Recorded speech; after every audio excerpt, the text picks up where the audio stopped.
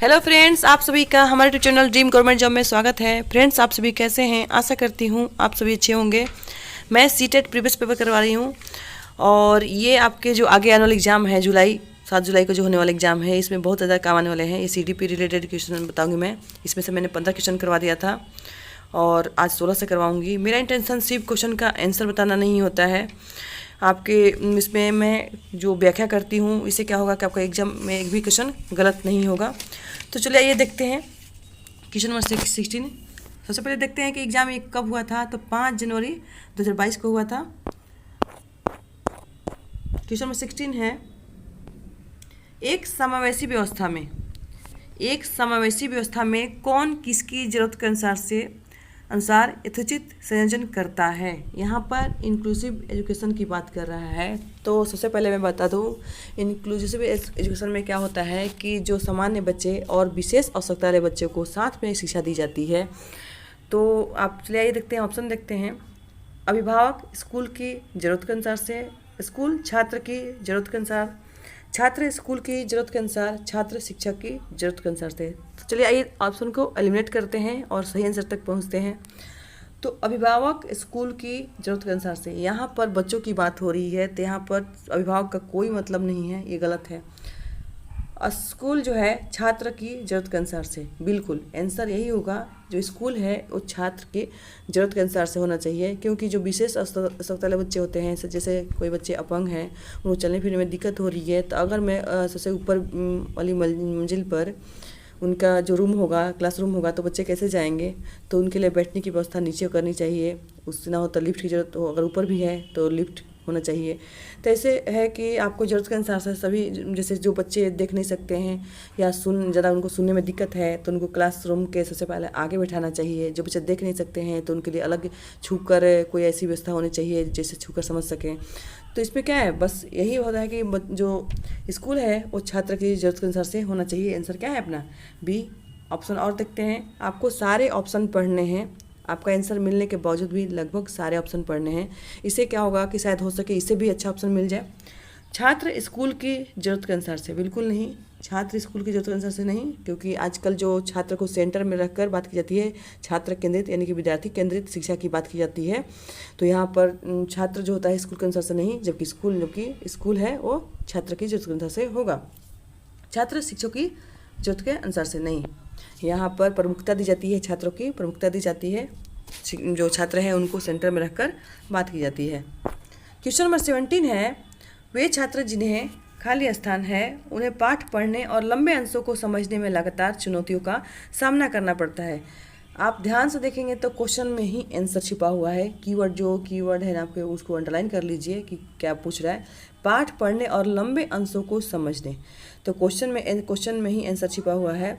पाठ पढ़ने यानी कि उसको पढ़ने में दिक्कत आ रही है, तो ये पठन से संबंधित बच्चों की दिक्कत हो रही है, यानी डिस्लेक्सिया की बात की जा रही है। तो यहाँ पर आंसर होगा सी, पठन वैकल्य, डिस्लेक्सिया। क्वेश्चन नंबर 18 है, सुविधाहीन और वंचित समूह के शिक्षार्थियों को संबोधित करने के लिए एक शिक्षक को क्या करना चाहिए। यहाँ पर क्या बोल रहा है, सुविधाहीन और वंचित समूहों के शिक्षार्थियों के लिए सभी छात्रों में अपनेपन की भावना को बढ़ावा देना चाहिए। छात्रों की कमजोरी को सबके सामने उजागर करना चाहिए। इन छात्रों को एक अलग संकाय में ही पढ़ाना चाहिए। सभी छात्रों के लिए मानकीकृत पाठ्यक्रम का प्रयोग करना चाहिए। चलिए ये ऑप्शन को एलिमिनेट करते हैं। मानकीकृत बिल्कुल नहीं होना चाहिए, क्योंकि सभी बच्चे अलग अलग परिवेश से आते हैं, उनकी ज़रूरतें अलग अलग होती है, जो सोचने की क्षमता अलग अलग होती है। तो हम सेम जो पाठ्यक्रम है, सेम पाठ्यक्रम हम नहीं अप्लाई कर सकते हैं। तो ये क्या है, ये गलत है। फिर क्या बोल रहा है, छात्रों को एक अलग संकाय में ही पढ़ाना चाहिए, बिल्कुल नहीं। छात्रों की कमजोरी को सबके सामने उजागर नहीं। बच्चा अपने आप में हीन भावना महसूस करेगा, तो उसको कमजोरी को बिल्कुल सबके सामने उजागर नहीं करना चाहिए, उसको आपको सुधारने की कोशिश करना चाहिए। सभी छात्रों में अपनेपन की भावना को बढ़ावा देना चाहिए। ऑप्शन आपका यही पॉजिटिव है।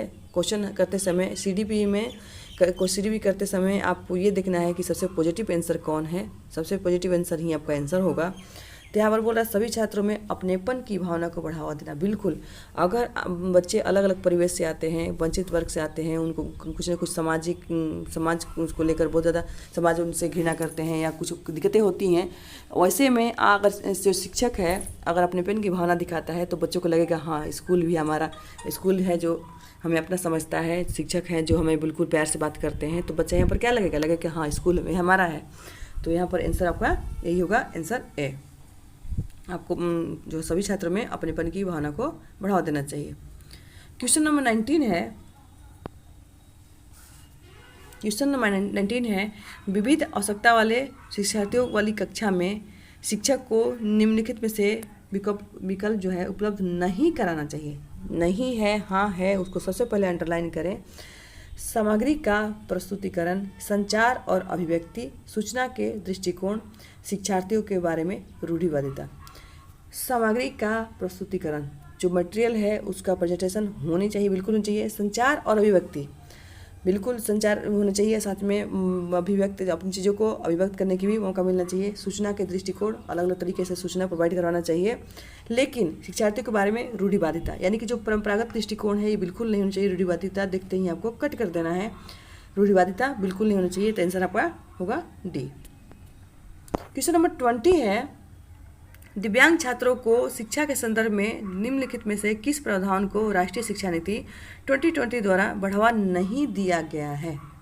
यानी कि NEP 2020 की बात कर रहा है, उसमें क्या बोल रहा है कि बढ़ावा नहीं दिया गया है। उपयुक्त इमारती ढांचा, प्रत्येक विद्यार्थी के लिए एक शिक्षा और निजी शिक्षक, अनिवार्य विशेष शिक्षा, उपयुक्त तकनीकी सुविधाएँ। तो यहाँ पर आपका आंसर होगा सी, अनिवार्य विशेष शिक्षा बिल्कुल नहीं है। उपयुक्त इमारती ढांचा, जरूरत के अनुसार से बच्चों को इमारत प्रोवाइड करवाएं। प्रत्येक शिक्षक के लिए एक शिक्षा, जो प्रत्येक विद्यार्थी हैं उनके लिए एक शिक्षा होनी चाहिए।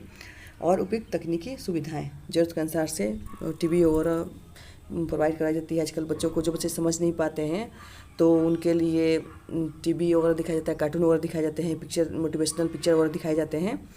तो आंसर क्या होगा आपका, अनिवार्य विशेष शिक्षा।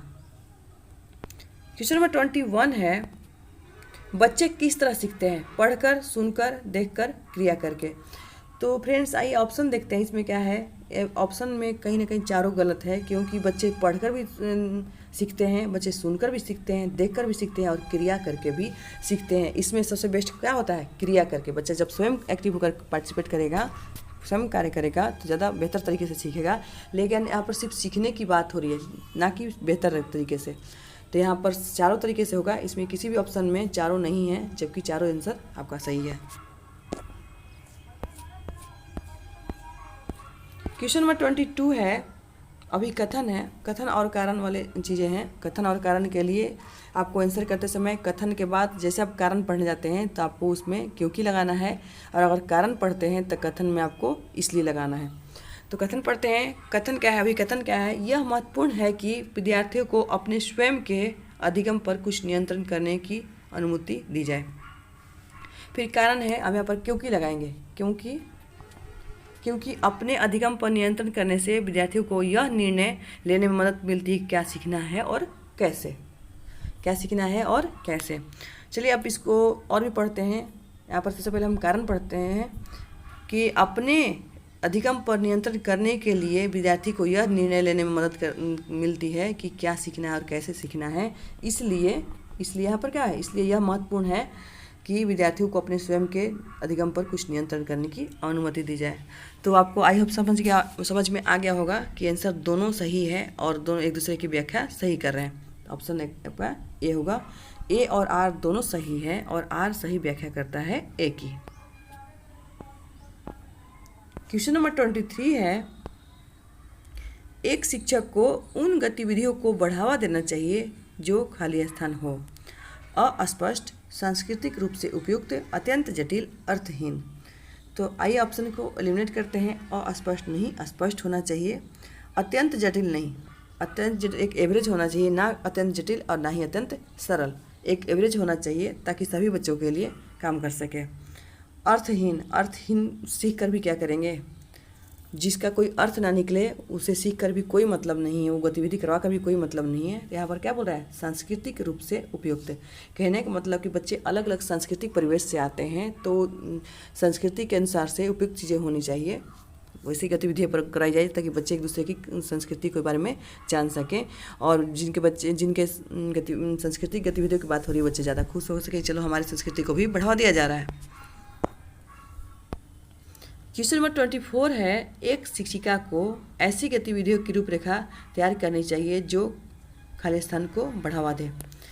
निराशा, अभिसारी उत्तर, अपसारी सोच, मात्रा रटन।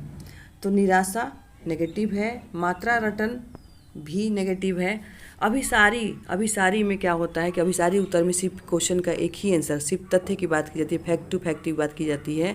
ये इसको क्लोज इंडेड बोलते हैं। क्लोज इंडेड में क्या होता है कि क्वेश्चन एक, जैसे भारत की राजधानी क्या है, दिल्ली, या भारत के प्रधानमंत्री कौन है, तो कहने का मतलब कि जो क्वेश्चन आपका नाम क्या है, तो आपका नाम बदल नहीं सकता, जो एक है वही रहेगा। कहने का मतलब कि यहाँ पर फैक्ट टू फैक्ट की बात की जाती है, इसका आंसर एक होगा और इसे बोलते हैं क्लोज इंडेड। लेकिन जो अपसारी सोच है, यानी कि जो सृजनात्मकता को बढ़ावा देता है, जिसमें बहुत सारी आपको अपने से भी आप जोड़ कर आंसर कर सकते हैं, आपको उसमें खुली चीज़ें होती है, इसको हम ओपन एंडेड बोलते हैं। इसका असीमित आंसर हो सकता है, आप इसके जो आंसर है उसका विस्तार दे सकते हैं अपने तरीके से, अपनी चीज़ों को जोड़ के अपने तरीके से। आप जब तक आप अपने से आंसर अपने तरीके से नहीं जोड़ेंगे तब तक इसका आंसर पूरा नहीं होगा। तो आंसर क्या होगा, अपसारी सोच।